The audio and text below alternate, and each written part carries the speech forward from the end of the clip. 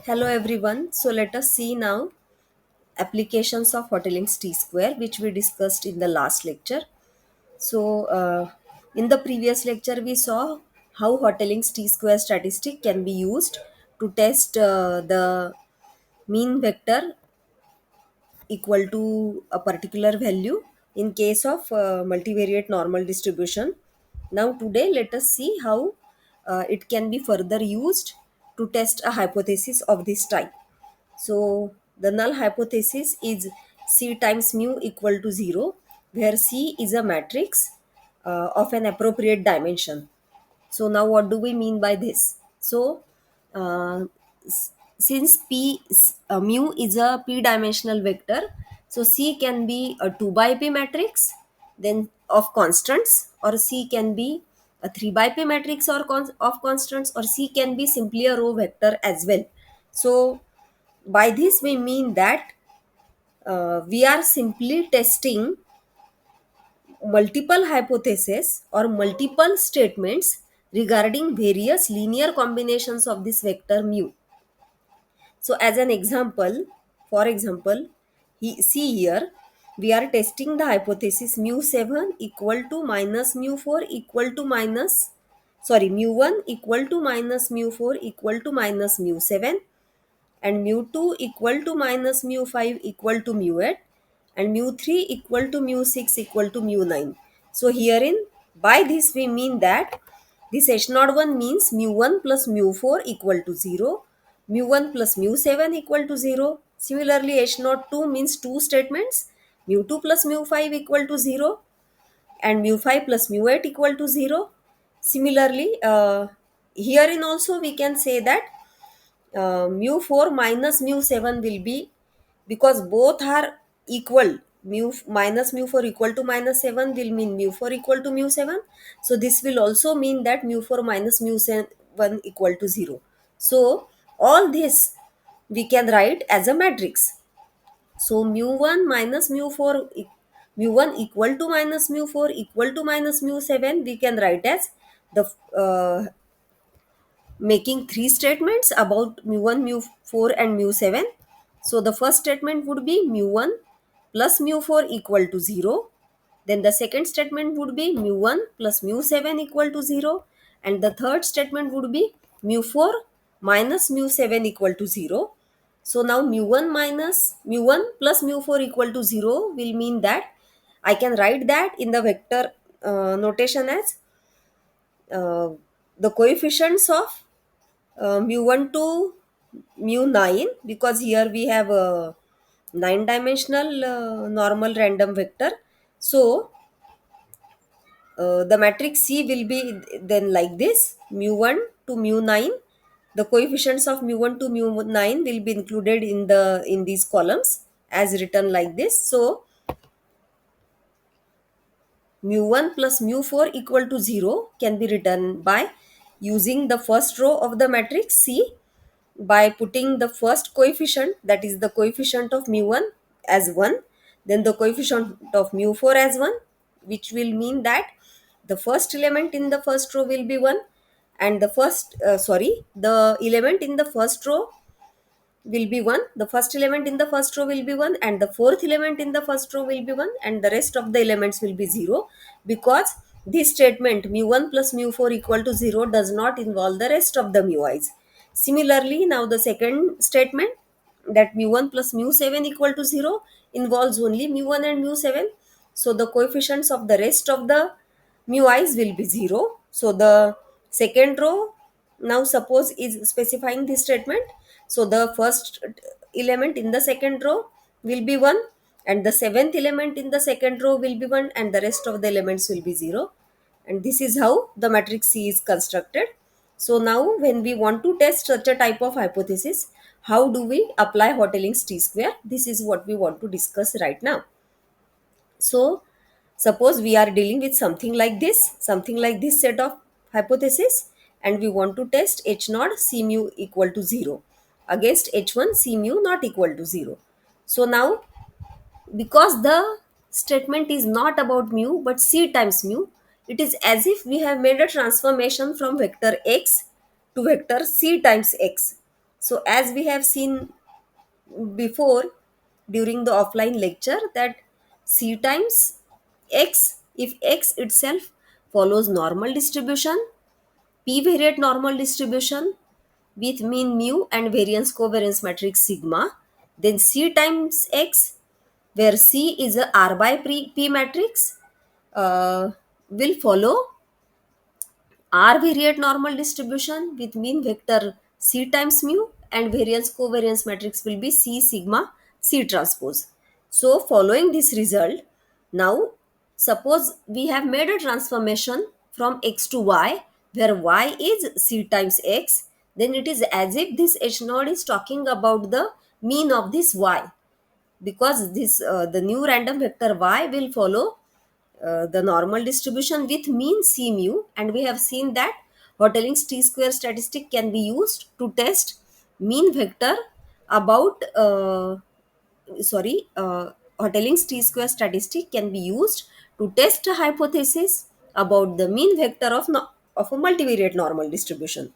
So applying this philosophy which we have, or the formula which we have developed earlier, so the same way, now here see, in the earlier case, here you can see that t square was n times x bar minus mu naught transpose 1 upon n minus 1 times a inverse x bar minus mu naught. Now what was this 1 upon n minus 1 a? It was nothing but the maximum likelihood estimator of the variance covariance matrix of the random vector whose mean is getting tested through this t square. Okay, now let us keep this in mind to construct the test statistic for the current hypothesis. Now instead of x we have y, where y is c times x, and so this statement x bar minus mu naught transpose, now by x bar we will have y bar. Instead of x bar we will have y bar, so y bar will be simply c times x bar. Now minus mu naught, so and mu naught is simply mean under h naught. Now h naught says that c times mu equal to 0, and so this mu naught in the example, this mu naught will be simply a null vector, and so this first term will simply reduce to c times x bar, which is nothing but y bar.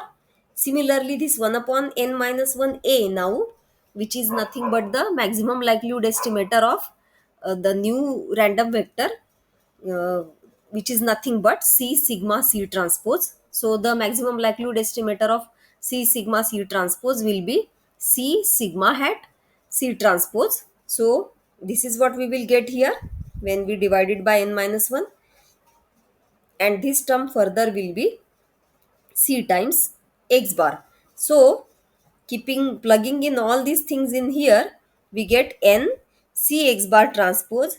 Now the maximum likelihood estimator we are writing as, we are denoting it by the letter s, which is 1 upon n minus 1. So n minus 1 is included here itself, that's why here we don't need to include it. So c sigma hat is nothing but this s c prime inverse c x bar, and now we know that n minus 1, sorry, n minus p upon n minus 1 times p t square follows f distribution with p and n minus p, and so when we take it to this side, this will be we can get a quantile from f distribution with p and n minus p degrees of freedom, and then we can multiply that constant by by that quantile by n minus 1 times p in upon n minus p, because this will be going to that side. And so the uh, test works like this: it rejects h naught if t square equal to this is greater than n minus 1 into p minus 1 upon n minus p plus 1. Now notice here that this constant is also going to depend on the number of independent statements that are being made through this h node. So after considering these adjustments, these many uh, this constant has been calculated. So this is how the Hotelling's t square statistic works. So now let us see how do we apply it in this example. So in this example we are assuming that we have a random sample from 9 variate normal distribution with mu and sigma, where these a the size of the sample is 150. So the sample size is large, so we can apply the approximation to the Hoteling's t-square statistic, which is nothing but the f. So now these are the three different statements or hypotheses which are to be tested simultaneously. So we can test all these hypotheses by identifying all the statements made about mu through these three hypotheses. So the first one we have already discussed. Now see in the on the same lines we can identify the statements made under h naught 2 and h naught 3, and we can construct the matrix C like this. Herein I have included the explanation as well. So now because we want to test this C mu equal to 0, this is equivalent to, when we choose C like this, then testing C mu equal to 0 will be equivalent to testing H01, H02 and H03 simultaneously. And so applying the result which we discussed before, this t square statistic will be constructed like this, and then we are going to reject the hypothesis if t square is greater than this constant into F8148 alpha, which where this F8148 alpha is nothing but a quantile, alpha quantile from F distribution with 8 and 142 degrees of freedom. So now let us extend the idea of Hoteling's t-square statistic to the two sample case. So by two sample case, we mean that we have two different samples from two different normal distributions. Both are multivariate normal distributions. So suppose the first sample is denoted by y11 to yn11, and the second sample is denoted by y122 to yn22. So the speciality of these samples are, or the populations are, that they have different mean vectors but the same variance covariance matrix. Now let us first identify the maximum likelihood estimators for this setup.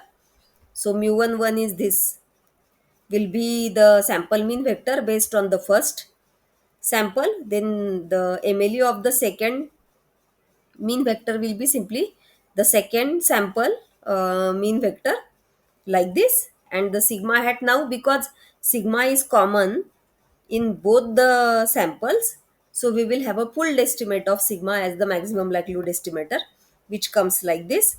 So therein, when the observations are coming from the first population, then we will subtract the MLE of mu1 from the observations to get the matrix like this. And when the observations are coming from the second population, then we will subtract the MLU of the second mean vector like this to get the matrix. And then finally we will add all these matrices and we'll get the MLU of sigma like this. So this is also referred to as a pooled estimate of sigma.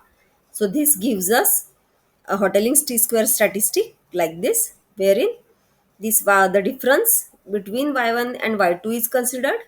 Then the sigma hat's inverse also appears here, and again y1 minus y2 is considered. So this Hoteling's t-square statistic, this rejects h naught if t square is greater than this constant times quantile, alpha quantile coming from F distribution with P and N1 plus N2 minus P minus 1 degrees of freedom.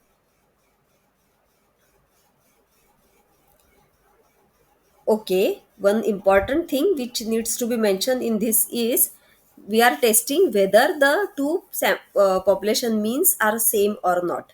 So we are testing the hypothesis mu1 equal to mu2, and so this hypothesis is getting tested through the difference between the sample mean vectors, which definitely makes sense. So now let us consider one more example of this. So we have a random sample from normal distribution with dimension twice p and mean vector mu and variance covariance matrix sigma. Now we want to test the hypothesis that the first p elements of the mean vector are twice the next p elements of the mean vector. So this means mu1 is 2 times mu p plus 1, mu2 is 2 times mu p plus 2, and so on. Lastly, mu p is 2 times mu 2p. So this is the statement that we are having. So here I have stated all these p hypotheses. So h naught looks like just a single hypothesis, but it involves p different statements about these mean elements of the mean vector. So this first statement we can rewrite as mu1 minus 2 times mu p plus 1 equal to 0. Similarly, mu2 minus 2 times mu p plus 2 equal to 0 will be the second statement, and so on. So again, let us try to write this as C times mu equal to 0.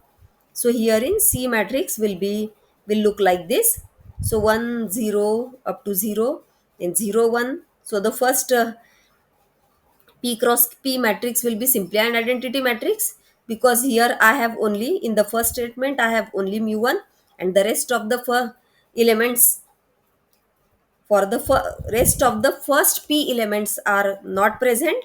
So these all will be 0. Similarly, p plus 2 to 2p elements also are not 0, so their coefficients will be 0, and we can then apply the same to the rest of the rows, so that we get this matrix C like this.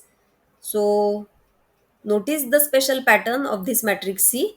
So we have identity matrix of order p here, this one, and then we have again identity matrix of order p, but it is multiplied by the constant minus 2.